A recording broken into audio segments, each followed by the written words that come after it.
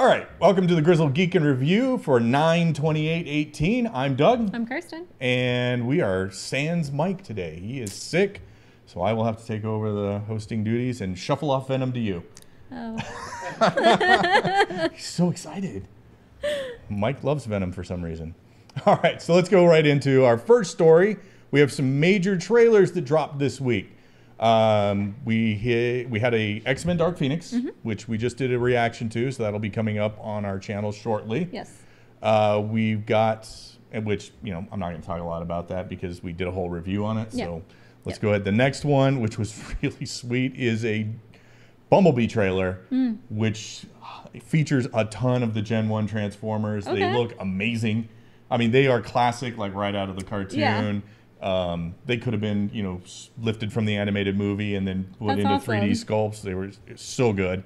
I'm hoping this is like a actual reboot of the Transformers, not just a, oh yeah, this happened before Michael Bay's crappy movies. Even though I guess he's still a producer, an executive producer on this, but he's not directing. Consolation That's the big prize. deal, you know. And somebody convinced him to use like the actual toys as the model for the figures in the Well, I'm sure they show. learned from the last time that if you're going to do it, you got to do it right. Just some messy, you know, we can have transforming Legos Right. that just kind of stream along the ground. So, all right. And we also saw Dolph Lundgren as Ivan Drago in the Creed 2 trailer. So back, I don't know whether this has been 30 years or so since he played Ivan Drago in Rocky 4. Now he's going to be in Creed 2. It'll be interesting. So, yeah, he's it should be fun. Yeah, I think Dolph Lundgren's a fun actor. I think he has fun with all his roles. Doesn't take himself too seriously. Right. So it'll be fun to see how he plays off Ivan Drago in this. I don't know how serious they take all of this versus, you know, how they play off characters that were so over the top. Yeah. In the past, but it'll be fun to see if they do something a little self-aware with him, hopefully. So, all right, there we go. Big casting news this week as well. DC is looking for big names to join Margot Robbie in Birds of Prey.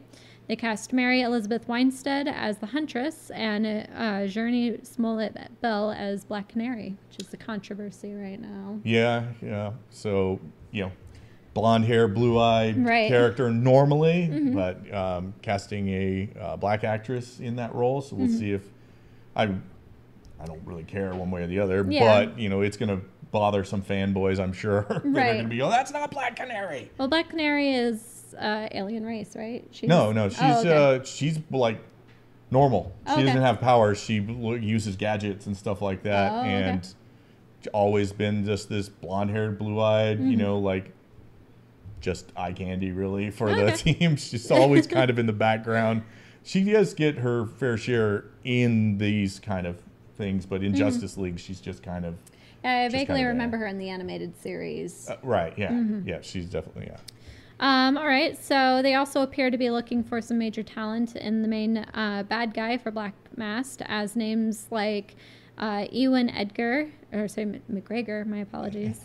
And Charlito Copley, sorry, are being thrown around.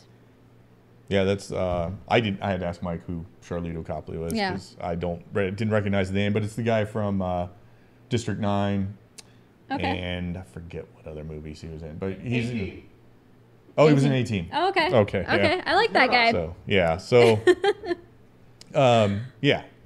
so he's a genre kind of guy. He's not maybe like A-list or Hollywood, but it'd be interesting to see him there. You know, I like Ewan McGregor's name being attached to anything, For really. sure. So, although the Black Mask is kind of an odd choice for either of these guys because he seems more of a kind of like an older, kind of like stodgy kind of person who then puts on a black mask and fights crime, kind of like, or not fights crime. He is a crime lord, kind of. Oh, maybe not. Almost. So much that. Not he looks like the Red Skull, except with a black skull, but he's not that kind of. He's not a Nazi or anything like that. He's just a crime lord. So who knows? I guess either of these guys could probably be pretty good in there. Yeah, it'll be a chance to see something different at the very least. This only leaves Renee Montoya and Cassandra Cain to cast. Yeah, two big pretty big names for this. So, yeah. So we'll see what happens with those. Those are going to be tough and possibly controversial casting decisions there. So we'll see what happens. Still feels weird with no Oracle, who founded the team in the comics, though. Yeah, it's there was a rumor at one point that she was going to be in it, or at least that Barbara Gordon was going to be in it. Yeah, I thought that I had heard that somewhere. But now we've got nothing. So I don't know if that means she absolutely. Yeah, who knows if she's going to be in it at all? Right. Or what? Who knows? Yeah. But I guess we will wait for further information. At this point, it's really early in the process to see, not even barely into pre-production kind of stuff. So we could still get somebody. They could surprise us, sneak it in there with, not a big casting announcement. Who knows? But all right, let's switch over to Marvel's side of the fence and talk about leaked images and rumors. So we get our first good look at both new costumes for both Captain America, who's got the classic kind of chainmail look from the comics, and Captain Marvel, who's got the updated red, blue, and gold suit. Oh, okay. So the more modern comic versions. Yeah. But we also got low-res images of Iron Man and Clint Barton, which we'd seen. Well, we hadn't seen full. This is full Ronin gear versus seeing him in the boots or something like that in behind-the-scenes images. So we'll see where we go from this. Hopefully, they'll start releasing like official images of everybody pretty quick. But because we're supposed to get the name of the movie, I think, by the end of the year. Okay. Which means we'll also probably start getting trailers. Yeah. So who knows? All right, we also got some details on the plot of the Black Widow movie, which is going to be interesting. It's going to take place in the 90s. Okay. And Natasha's going to be on the run from a collapsing Soviet Union. Okay. So whatever version of the kind of the behind-the-scenes secret organization she worked for has probably collapsed. She's a freelance agent in New York. And she's going to be, this is before she joined S.H.I.E.L.D. Okay. And she's going to be dealing with the Y2K virus. I almost said Y2J from wrestling. The Y2K virus. So did she stop Y2K? That's awesome. I can't wait to see. So it'll be interesting to see where they go with this. But it's funny that they're dredging up Y2K as a plot point for a movie. But I guess for a 90s spy movie, like obviously late 90s spy movie, I guess that's an interesting topic to go with. So. Cool. It's about time that Black Widow got her own movie. I'm pretty excited for this. So yeah, they've been talking about it for a while. Yeah. It's finally let's get some movement here. It'll be interesting though. I can't imagine. It's got to be a comedy of not like full comedy, obviously, but it's got to have comical elements to it. Some self-aware elements of the Y2K stuff. Hopefully. Well, and Marvel is really good about working comedy into all of their movies, no matter how serious the movie is. They get some comedy in there, so I'm sure we're going to get some good Y2K comedy. I'm hoping. So that'll be great. All right, and as job of taking place of Mike, I have to step up and save him from the news on the Venom story. So, Venom movie hype is in full swing with tons of new TV spots, but they're going to be giving away, are they giving away too much? So far, they've shown Eddie Brock's in the initial transformation, his first fight as Venom, and the big SWAT fight scene, and many more. Yeah, they're just throwing out all the Venom stuff. People complained at the first trailer, like, we don't even get to see Venom. Right. And then I think the next trailer, you got to see the symbiote swimming around and some hints at it. Yeah. Now it's just full on. Oh, yeah, here's all the Venom from the movie. Pretty much is thrown on. I hope they don't give away too much because there's been a lot of hype for this movie, at least in my experience. All of my friends are super excited. Well, yeah, they're about throwing it everywhere. Yeah. It's just like, hey, let's put it on every 15 minutes on TV. Let's throw all kinds of online stuff. So yeah, it's everywhere. Maybe they're worried that people will forget about it between all the big names like Marvel, like Captain Marvel and maybe. Yeah, it seems like that despite all of this, Sony throwing everything at the wall, they aren't terribly confident that the movie's going to do well. Because they're banning press screenings, release date. So interesting. It's the day before release that they can let press, reviews out. So I guess the press can screen it before then, but there's an embargo on reviews until the day before the movie comes out. So hopefully everybody's bought their tickets ahead of time. Maybe that's why they're sending out all the stuff. They're like, here's all the cool stuff. This is what we've got for you. They don't have any faith in the movie whatsoever, so they don't even want to hide what cool stuff to bring them in. That would be sad. I hope not. Yeah. Well, I'm not excited for this movie, but I don't necessarily want it to bomb. Sure. I want them to give up the idea of a Spider-Verse without Spider-Man.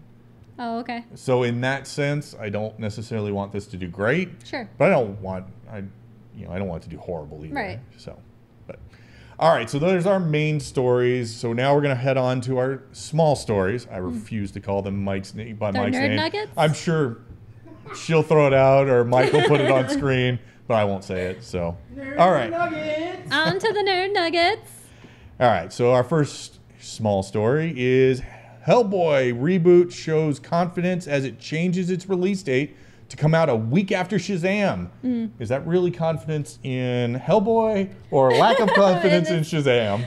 But I don't know. Shazam's coming out. Surely there's some hype for... Yeah, I mean, Shazam was never one of my favorite characters, but I am interested to see what they do with it. So I don't think it's one of those ones that's just... You're like, it's Shazam, throw it up against Shazam, we'll be fine kind of thing. So, yeah, I guess they're probably going, wow, we've got a great movie here. Let's throw it into the prime season. Sure. With DC Universe Titans debuting in 2 weeks, we've got our first full team poster and still have seen better cosplays. Yes. I like the Robin costume, but I think that's about all I can say. I honestly haven't seen it, but if it's anything like what they've shown in the trailers, I'm not high hopes. Yeah, the Starfire's costume's horrible. I mean, I don't think it's really a costume. I think she's just picked up some clothes from a Goodwill or something. Oh, okay. Or who knows what the heck is going on with... Because she's supposed to be an alien. I don't know if they're doing that in the show. Right. But, yeah, her costume was awful. Interesting. Yeah, so, who knows? All right. Warner... in quotes, loves Matt Reeves' new Batman script and want to fast track it for summer of 2019 production start, not release date. Okay. Yeah. Good. So, but still, that's a very short pre-production time. Yeah. So that means in the next whatever we've got 8 months, they've got to cast the whole movie and get everything set to start filming, which is not a lot of time to do all that. Yeah. Usually unless they were expecting it ahead of time and already started. I mean, they've been working on it for a while. They've been working on scripts, but when you don't even know who's going to play Batman, you're that's a short time frame to figure it all out. I'm sure they have ideas, though. Yeah. Well, we keep hearing, yes, Ben Affleck's in, Ben Affleck's out, Ben Affleck's in, Ben Affleck's out. He's out. Yeah. It's not, I don't know how official, if we've got anything super official yet, but he's gone. I think it just depends on how much he's getting offered. I think he's in rehab and stuff, so I think they're just going to say this is a good time to change gears. But anyways, so apparently the studio really loves the script, so we're going to be getting work on it sooner than later. And word of who's playing what, hopefully. Hopefully in the next few months we'll start getting some casting rolling. So last week we got our first official stills from the new Joker movie. This week we got, Joaquin Phoenix. I'm sorry. Joaquin Phoenix in clown makeup. There were mixed opinions online, but this is the full Joker look, or is this a prototype before he goes full clown Prince of Crime? Yeah, I don't know. Because, last week we got just a picture of Joaquin Phoenix looking a little thin. Yeah. And with long hair. And you're like, okay. Right. Why is this a prediction still or anything? Right. And then, so now we got clown makeup. Yep. Now, does that mean he was a clown beforehand? Or is this his actual Joker look? Or maybe his beginning Joker. I assumed that this would be like beginning. Yeah, this might be just but I don't think this is final gear. Well, and this might be this is just a still that hasn't been touched up with any kind of effects or anything like that you'll get in a post-production. Well, we got like a video, right? We got like a slow video of the flashing of the Joker over his face until he had his makeup on. So subway scene with a bunch of clowns. Yeah. Yeah. Who knows? I don't think it's that bad, honestly. So long as that's not his final look. Like, if they continue with him then that's fine so long as his look adapts. But I think that, I'm hoping at least, this is like, I just throw on stuff because this is what makes me look grungy and like I'm the Joker and I'm going to This is before he falls in the vat and then it becomes permanent on him. Yeah. Who knows? I don't know. But that would be better than just regular clown makeup. Agreed. So, all right. We are less than a month away from Daredevil Season 3. But early reviews are already coming in, so they're not scared to put out their reviews. So far, critics are very impressed, and Paul Shirley of Joe Blow News is calling it the best Marvel Netflix show so far. Wow. Which, when you consider the first 2 seasons of Daredevil, the first season of Jessica Jones, that's, and Punisher, that's saying a lot, sure. because those were some pretty Huge. amazing TV. Yeah. So that's good to see they're turning it around, because I was kind of unimpressed with second season of Jessica Jones and of Luke Cage. I mean, they were good. Sure. But they were not up to snuff for all of the Daredevil stuff. So it's good to see that they're, switching back to really super good content. So for sure. Very cool. All right, and Marvel's The Eternals movie is not happening, but as now has a director. Not only happening. Let's repeat that. Marvel's The Eternal movie is not only happening, but now has a director, Chloe Zhao, the writer and songs my brother taught me. Zhao got Marvel's attention after she was the one of 50 directors to meet for Black Widow. Yeah. They had such a big list of directors to try out for, I guess, for Black Widow. But it's cool that they saw it, like, no, okay, we don't want you for this movie, but we got something else you might be into. So I hope that means that she has the sensibilities to go take a Jack Kirby property like the Eternals and do something like Taika Waititi did with the last Thor movie. Okay. Because he took a lot of the design elements from that and he kept it that kind of look. Okay. So there's precedent in the movies and people liked it in that movie. So hopefully that means they feel she's got that artistic style. Sure. That she'd be able to work with that. Because honestly, the Eternals were never my favorite characters, but they've got a pretty iconic look and a pretty iconic place in old Marvel history and lore. So if you get a good director like that who can work with all of those elements, then you can bring out some pretty good stuff. But if you're somebody who's scared to pull the trigger on the I don't want to say weird, but the unusual design elements from a Kirby type of property, then you're going to run into problems. Yeah. So hopefully. All right, last story, and this is an interesting one, and it goes back to that Fox Disney merger stuff. Could we still get a Channing Tatum movie for Gambit? Can we not? Well, is that because of Channing Tatum or because of Gambit? No. Gambit, I'm fine with Gambit. That's funny. Channing Tatum has been passionate about doing a Gambit movie for such a long time, and it keeps falling through. But now him and Simon Kinberg are trying to push this through. They want to make the movie and try and convince Disney to go with it. So they're trying to put together production as quick as they can before the end of the year, before Disney takes over. I think Disney's scheduled to start taking over like spring of next year. I believe it is. And if they can get the movie finished before then they can push Disney to try and to release it. Interesting. So basically, you'd have to get all that production done. That's scary. And come up with a really good movie and go, Disney, do you like it? Put it out. Yeah. So, that's really scary. I don't think that's even possible. Yeah, I don't know it's as long as it's been in limbo and on again, off again, I can't see how you do it in that amount of time. But I'd love to see it done. I don't think that it needs to be done as quickly. I like Channing Tatum, especially more since I saw him in This Is the End. I think it was that was a good movie. Yeah. Where he showed his comedic side, where he's willing to not take himself too seriously.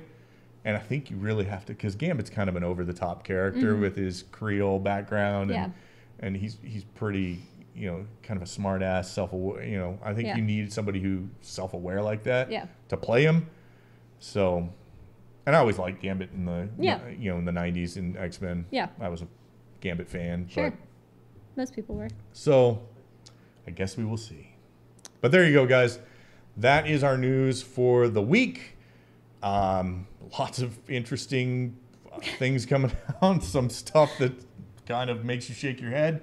But anyways, let us know down in the comments down below what you thought of these stories. Did we miss any big ones? How about those trailers? What did you guys think of those?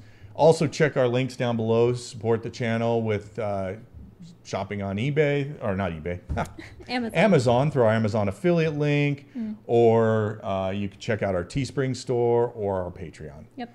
Thanks, guys. Have a good weekend.